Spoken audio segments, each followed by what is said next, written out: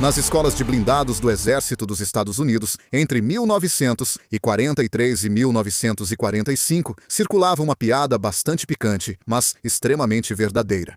Essa piada era: vocês sabem quantos Sherman são necessários para destruir um tigre? 4. Não estamos falando de animais, mas sim do tanque Tigre e dos Sherman, tanques americanos.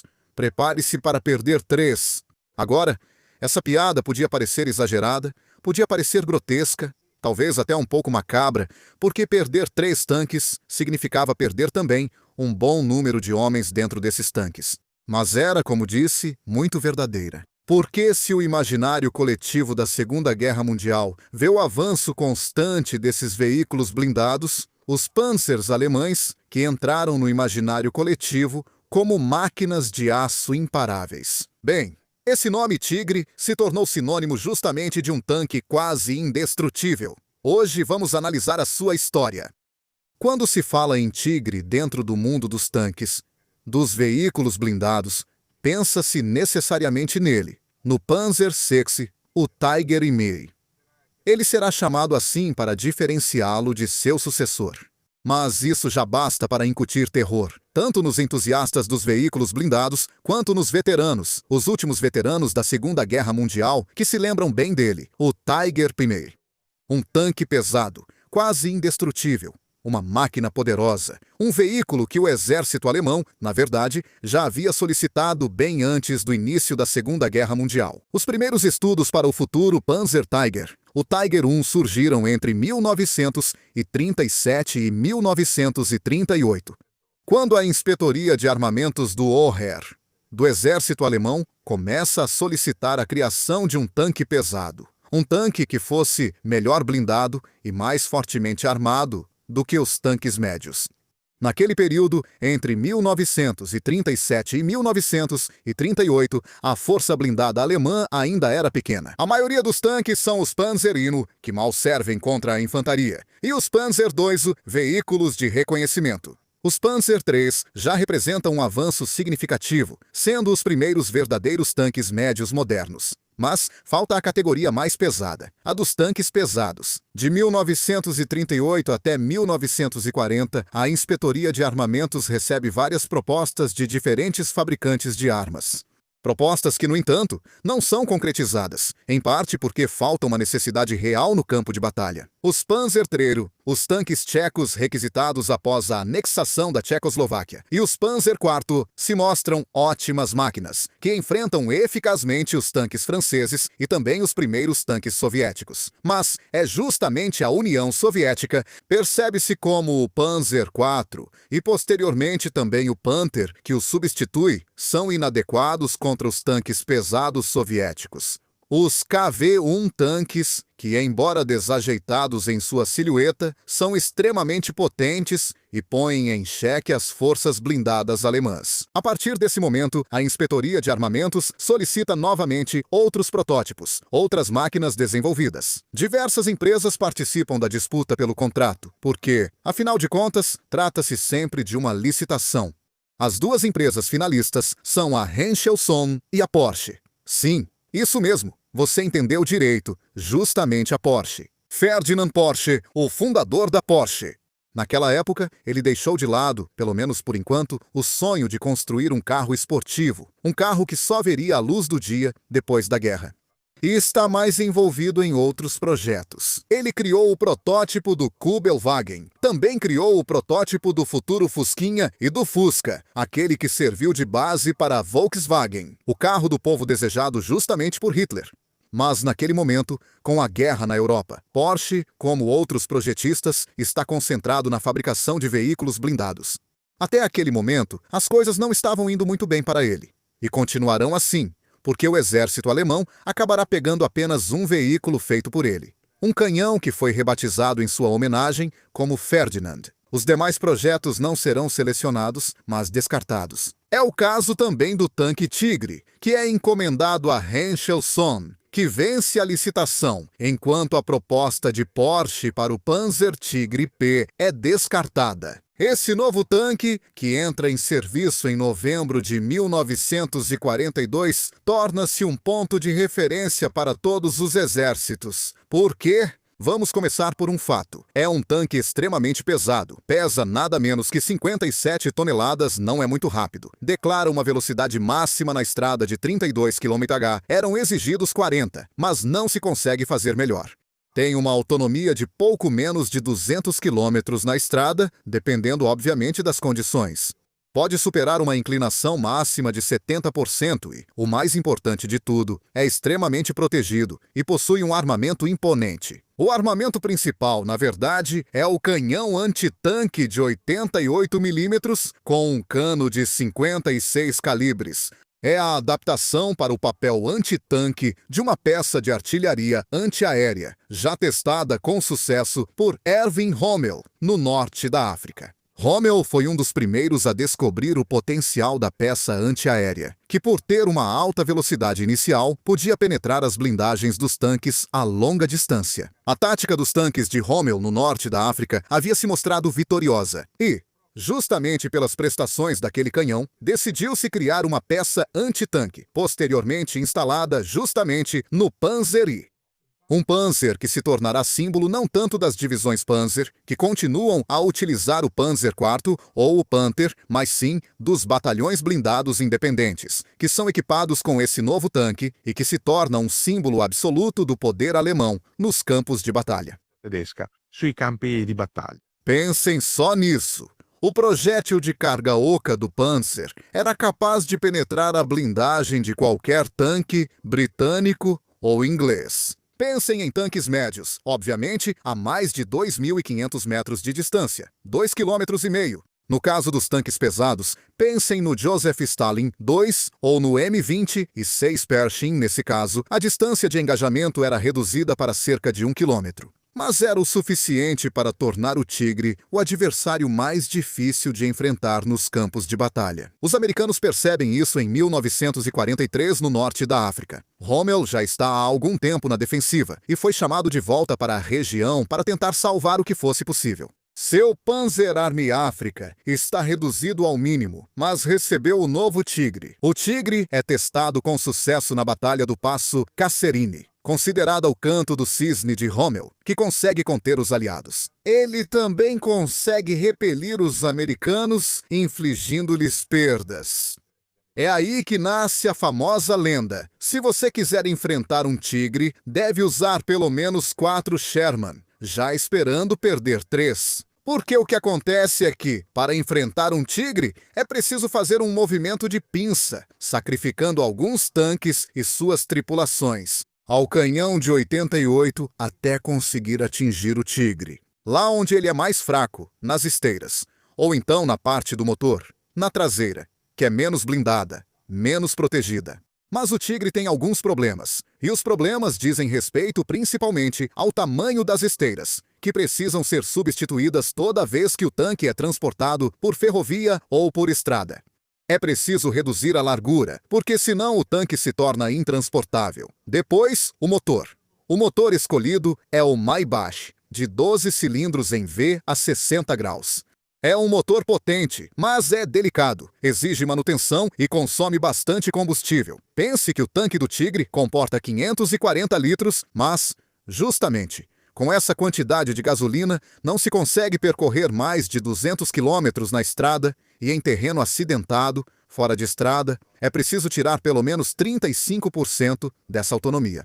Isso significa que o Tigre é uma ótima máquina, confiável até certo ponto, letal em condições de combate, mas apresenta problemas mecânicos e, principalmente, um consumo de gasolina exagerado. A partir do Tigre, os alemães acabam criando outro veículo, que não é exatamente um tanque de guerra. Ele é chamado de Tiger Mercer, ou então Sturm Tiger, Tigre da Tempestade, Tigre de Assalto. É um semovente, mas não é um semovente como os outros. É basicamente um enorme veículo de demolição, baseado no casco do Tigre. É colocada uma grande superestrutura fechada, dentro da qual é instalado um morteiro naval, o Sturm Mercer, uma arma de calibre 380, que dispara projéteis com propulsão a foguete, projéteis que pesam até 345 quilos. Para que serve uma coisa dessas? Na verdade, os alemães pensaram nesse veículo de demolição depois da Batalha de Stalingrado. Uma batalha que nós já abordamos no canal e que viu os alemães obrigados a lutar. Avançar bairro por bairro, rua por rua, casa por casa, de maneira destrutiva e exasperante. Por esse motivo, os alemães pensaram em criar um veículo de demolição capaz de destruir com um único disparo um prédio inteiro, o suficiente para evitar o incômodo do combate na guerrilha urbana. Foi assim que nasceu o Sturmtiger, que, porém, quando entrou em operação com menos de 20 unidades produzidas, já tinha, na prática, esgotado seu propósito. Ele só foi realmente usado para esse propósito durante a Revolta de Varsóvia. Já falamos sobre isso. O vídeo está no canal. O Sturmtiger, com um único disparo, pode destruir um prédio inteiro. E é isso que ele faz para reprimir a revolta, destruindo os edifícios que haviam sido transformados em fortalezas pelo Exército Nacional Polonês, que se rebelou no verão de 44. Mas o Sturmtiger também é utilizado durante a Batalha do Bolsão do Ruhr, nos primeiros meses de 45, contra os tanques Sherman. Embora não seja um tanque de verdade, os resultados não deixam a desejar. Basta pensar que um único Sturmtiger, com um único disparo, consegue destruir sozinho 4 tanques Sherman. Isso para mostrar o quanto aquela arma, aquele Sturmmercer, aquele morteiro naval com projéteis de foguete, é algo extremamente destrutivo. Mas fora isso, inútil em um combate a céu aberto. No meio de 1944, o Inspetorado de Armamentos envia para a linha de frente outro tanque pesado. É chamado no jargão de Königstiger, Tigre Real, Tigre de Bengala. É chamado assim para distingui-lo de seu predecessor, que sai de produção. Na verdade, o Königstiger também tem uma origem um pouco mais longa, porque já em janeiro de 43 foi solicitado como novo tanque. E pensar que em janeiro de 43, faz apenas 3 meses que seu predecessor, o Tigre, entrou em serviço. Por qual motivo? Depois de apenas 3 meses, o exército alemão solicita um novo tanque pesado. Simplesmente porque durante a Segunda Guerra Mundial, as melhorias na indústria bélica são constantes, são frenéticas. Poucos meses após a introdução do primeiro Tigre, percebe-se, antes de tudo, que as forças blindadas soviéticas, não as aliadas, estão colocando em operação tanques cada vez mais pesados, capazes de superar o desempenho, até mesmo dos próprios Tigre. E por outro lado, porque os alemães precisam aproveitar um novo tipo de canhão, de 88, aquele com o calibre alongado, de 71,2. Um canhão poderosíssimo, que faz qualquer outra arma parecer fraca, exceto apenas uma. O canhão britânico de 17 libras, que se tornará o inimigo mortal de qualquer tanque alemão. Vamos seguir com o Sturmtiger, analisado pela Henschel Zone e Porsche. Novamente, a Henkel vence e garante para a Henschel che riesce a ottenere o contrato para o fornecimento deste tanque, que entra em serviço em setembro de 1944. Um tanque praticamente indestrutível. Ele é ainda mais pesado que o Tigre original, chegando perto das 70 toneladas. É um tanque que serviu de exemplo, porque atraiu muita atenção para si. As melhorias introduzidas tanto pelo Panzer Panther, que por sua vez havia adotado a inclinação do casco do T-34 russo, quanto pelas melhorias trazidas pelo primeiro Panzer Tigre, o Tigre I. Então, dobrando a superfície blindada, melhorando a blindagem que chega a quase 150 milímetros na seção frontal, abrigando uma torre maior e mais robusta, capaz de comportar aquele canhão poderosíssimo. Mas o Königstiger, apesar de apresentar várias melhorias, tem por sua vez um defeito mortal, o de manter sempre o mesmo motor, o Maybach, que sim, teve sua potência aumentada, chegando a 700 cavalos, mas é frágil. Ele tem problemas de transmissão, tem problemas no câmbio, em terreno acidentado não passa dos 15 km por hora e, principalmente, consome muito combustível. O tanque de combustível, que passa de 560 litros para 860 litros de gasolina, dá uma autonomia até inferior à do seu predecessor, o Tigre I. Se antes era possível quase chegar a 200 km na estrada, agora não se chega a 170 km mesmo tendo um tanque maior e com mais capacidade. Isso significa que o Sturmtiger, que basicamente é uma máquina quase indestrutível, é lento e frágil na sua mecânica interna. E, obviamente, como todos os outros tanques, está sujeito à ameaça aérea das forças aliadas e soviéticas, que a partir do final de 1944 começam a dominar os céus. Na prática, o Sturm Tiger já tinha sido um exercício de estilo excessivo. O Königstiger se torna um tanque magnífico, exemplar, poderoso da técnica alemã, mas pouco útil, por mais que consiga manter o inimigo sob controle. A distâncias até superiores a 2.000 metros, a maioria dos adversários, exceto pouquíssimos tanques, como o Pershing ou Joseph Stalin II, o fato de que ele era sedento por gasolina, por combustível, e o fato de que para os reparos eram necessários pelo menos um dia com 6 mecânicos experientes para substituir uma roda do trem de rolamento, ou até 2 dias para substituir o motor, já decretava desde o início o fracasso do Königstiger. Mesmo assim, os alemães decidem aproveitar a base mecânica do Königstiger para outro tigre, a Jagdtiger, o tigre caçador, que apesar do nome não é um tanque, mas sim um caça-tanques. Aproveitando, como dito, o casco do Königstiger, os alemães constroem uma grande casamata blindada, dentro da qual está colocado o formidável canhão PaK-44, um canhão antitanque de 128 mm. Uma arma excepcional, capaz de perfurar as blindagens dos veículos inimigos de qualquer distância. Indestrutível também, poderosíssimo também, mas igualmente frágil, porque o motor continua sendo o mesmo, mas não só isso. O tanque também é menor. E além de ser pequeno, é um tanque que não permite uma autonomia muito grande, por causa do fato de que o veículo, que já pesava 69 toneladas, passa a pesar 76 toneladas e são necessários 5 litros de gasolina para percorrer um único quilômetro. Se vocês reclamam hoje dos seus carros e sempre fazem cálculos sobre quais consomem menos, imaginem um veículo que, mesmo cheio de gasolina, faz poucos quilômetros e nada mais. Tanto os americanos quanto os soviéticos percebem isso, pois frequentemente encontram os Jagdtiger abandonados nas estradas, nas cidades, no meio do campo. Porque as tripulações, não podendo mais empurrar o veículo, que ficou sem combustível, preferem fugir, voltar para casa a pé. O Jagdtiger se torna o emblema final da capacidade alemã de construir máquinas de combate teoricamente excepcionais, poderosíssimas, destinadas a destruir todos os adversários, mas sempre com aqueles defeitinhos. A fragilidade do motor, da transmissão, do câmbio, a sensibilidade mecânica, o consumo de combustível, entre outras coisas, para uma nação já reduzida ao mínimo, o que determina seu fracasso. E então, hoje, quando nos vários museus de veículos blindados vemos o que restou das produções alemãs dos anos 40, vemos o Tiger, o Königstiger, o Sturm Tiger ou o Jagdtiger.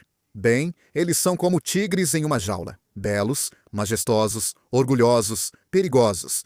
Mas esses tigres são mancos, lentos, sem presas, belos, com um olhar orgulhoso, mas inofensivos. Elas são assim hoje, e também se mostraram assim no passado, porque foram produzidas por uma nação orgulhosa, forte, determinada, mas destinada à derrota. Uma nação que sempre pedia novos armamentos, mas era incapaz de encarar a realidade. A realidade era composta pela impossibilidade de abastecer constantemente os veículos mecanizados com combustível. Uma realidade que era composta pela dificuldade de substituir os vários veículos perdidos em batalha, em muitos campos de batalha. Uma realidade composta também por um exército, o alemão, que por mais combativo, por mais bem treinado, por mais bem conduzido, estava historicamente destinado à derrota.